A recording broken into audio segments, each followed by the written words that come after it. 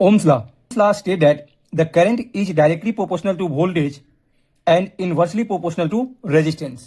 मतलब जो करंट जो होता है वो डायरेक्टली प्रोपोर्शनल होता है वोल्टेज का, इनवर्सली प्रोपोर्शनल होता है रेजिस्टेंस का। इसलिए आई इक्वल टू क्या होता है हमारा V अपॉन आर। आई होता है हमारा करंट होता है, V हमारा वोल्टेज होता है और आर हमारा रेजिस्टेंस होता है जिसका यूनिट ओम होता है।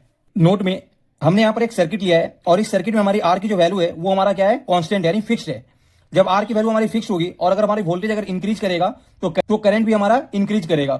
उसी तरह से अगर हमारी वोल्टेज अगर डिक्रीज करेगा तो करंट हमारा डिक्रीज करेगा, क्योंकि जो करंट होता है वो वोल्टेज का प्रोपोर्शनल होता है।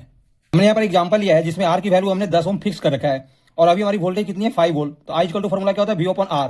तो V की जगह हमने 5 पुट कर दिया, आर की जगह हमने 10 कर दिया, तो आई की वैल्यू हमारी कितनी आ गई 0.5 एम्पियर।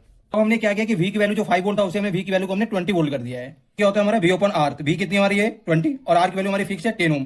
तो आई कितनी आ गई हमारी 2 एम्पियर। यानी हम कह सकते हैं कि जब हमने आर की वैल्यू को हमने कांस्टेंट रखा 10 ओम और वोल्टेज जब हमने इंक्रीज किया तो हमारी करंट की वैल्यू भी क्या हुआ, इंक्रीज की। हमारा वोल्टेज हमारा कांस्टेंट हो और आर की वैल्यू अगर इंक्रीज कर रहा है, करंट की वैल्यू क्या होगा हमारा डिक्रीज करेगा, क्योंकि जो करंट जो होता है वो इनवर्सली प्रोपोर्शनल होता है रेजिस्टेंस का। उसी तरह से अगर हमारी आर की वैल्यू अगर डिक्रीज कर रहा है तो करंट की वैल्यू क्या होगा हमारा इंक्रीज करेगा।